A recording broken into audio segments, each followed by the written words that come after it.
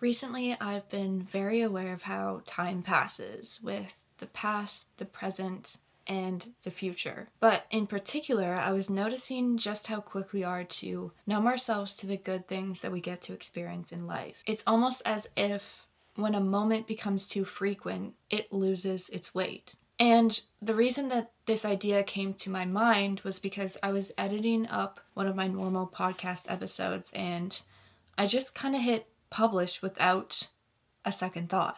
And just a short couple months ago, the idea of posting something brought me a lot of anxiety, also excitement, but it's nerve-wracking to put something out on the internet and have no control where it goes or what's done with it. There was a point where I was so shy behind the camera, and then all of a sudden, something was different. I was so quick to numb to both that anxiety, but also the excitement. And while in some sense this is probably a really helpful human trait, it helps us move on from pain in our lives. And funny enough, I was actually trying to record this episode a couple nights ago, and then all of a sudden I had an emergency scare with my pet, and I had to shut it off and stop and go take him into the vet, and he's totally fine now, so it's all good. But I was talking about how quick we are to forget the good and how it's beneficial that, in a sense, we forget the pain. And the timing was just super weird because in that moment,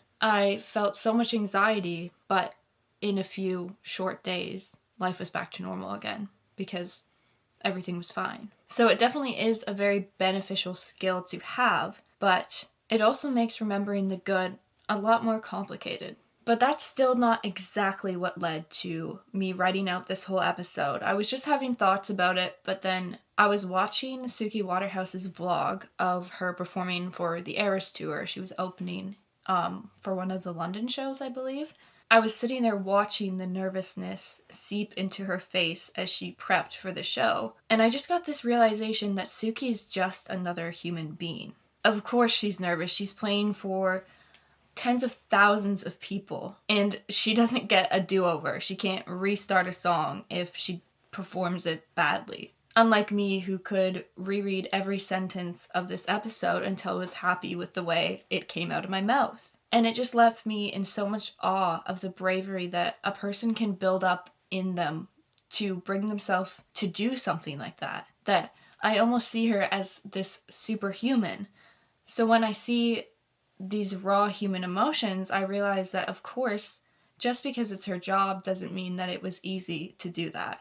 I think it's so easy for us to open our phones and see someone do something awesome and just view them as more than a human being. We view them as someone that we could never live up to the bravery or the goals or the things that they've done with their lives, that we forget how cool it is that they did that, because it's the will and the drive inside of them that they built up to be able to get there. Their talent and their skill is part of it, of course, but every human has that ability to push themselves into these places that we would consider great. And it just led me back to this thought of how we're so quick to assume and then move on. Back in February, I broke my leg, and it forced me to stay home from work, obviously, and I spent a couple weeks literally just sitting in a chair. And if you've listened to a couple of these episodes, you might be able to guess that, to be honest, filling my time wasn't that hard for me. I love being alone. I love reading and writing, listening to podcasts, thinking. It's my favorite pastime. So filling my time was not the issue. The issue was when I went to go to sleep. I spent them restless due to the fact that I was getting no physical activity, and all I would do is think and think and think. And even though I knew in a short couple of months I would be walking again, it felt impossible. As I couldn't even put my own shoes on. If I dropped my book, my mom would have to go pick it up for me because I couldn't move my body to get it. So the idea of walking felt like it was just not going to happen again. But there was one day I was at church and my brother was harassing me for not standing during worship because I couldn't stand, but he was just joking around. And just a few months later, I noticed I was sitting in that exact chair, but this time I could stand for worship. And it was as if in the blink of an eye, my life was back to what it used to be. And I thought to myself, how quick we are to forget.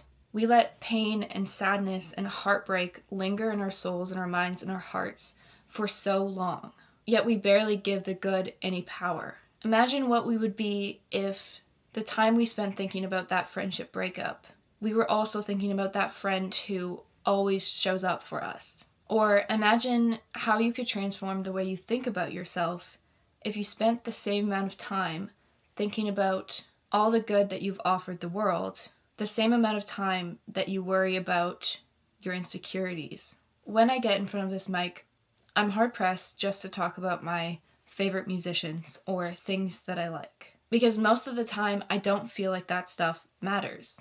What I feel matters more is the why. Why I like those artists. Why I chose to do this or why I chose to do that. I'm so invested in the idea that I don't want to speak here unless I think that my message has a value.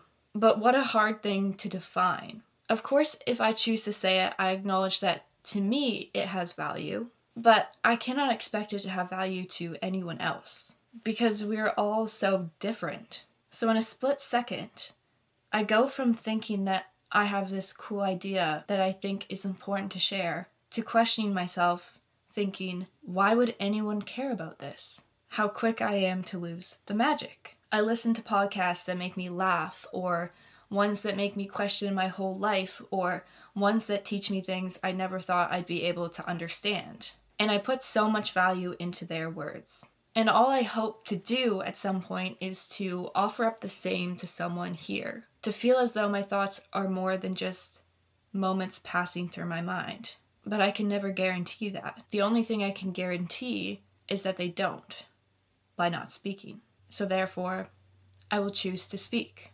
If anything, I hope that today's episode encourages you to think about the things that you take for granted. The boyfriend, girlfriend, mother, father, best friend, uncle, aunt, grandmother, neighbor that is always accommodating and generous towards you. Your dog that greets you every day you walk in the door. A car that takes you to and from work. An endless supply of free books and free music that you can learn from and relate to. Your body that breathes life.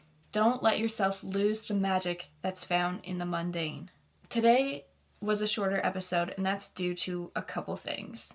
Firstly, I wanted to record this because it leads into our next series, which I wanted to introduce. We are going to focus in on time. I'm planning to dedicate one episode to the past, one to the present, and one to the future, where we talk about the benefits and negatives of involving yourself too much in one or the other.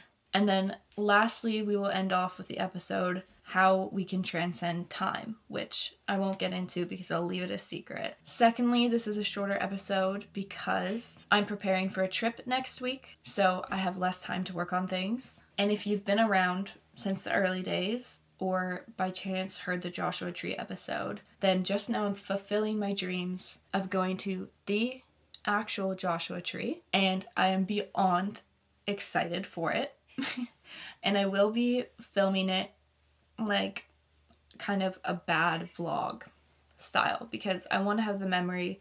So I'm not exactly sure what that looks like, but I will film it and I will put a video up in like a YouTube video form. So if that's interesting to you, then that should be coming in the next couple weeks. And I'm also planning on doing a podcast episode of a part 2 to the Joshua Tree, kind of just in a journal entry style of my conclusions of things that I felt and I learned from actually being there. And I hope to maybe include my dad in that and put in some snippets of real time of us recording when we're there. I think it'll be really reflective and important and really cool, and it's going to mean a lot to me. So I'm excited to do that. So that also will be coming in the next couple weeks. But because of all this, today's a shorter episode. But just know that come November, there should be some good episodes. And I'm excited to share them. And I will be including music in them too. I know that it's kind of maybe more of a philosophical, psychology-based concept, but I have found some awesome songs that go along with the feelings of the past, the present, and the future that I'm going to share. So I'm excited about that. So with that, thank you so much for listening today. Let's let music bring us together, and don't forget to grow up slowly.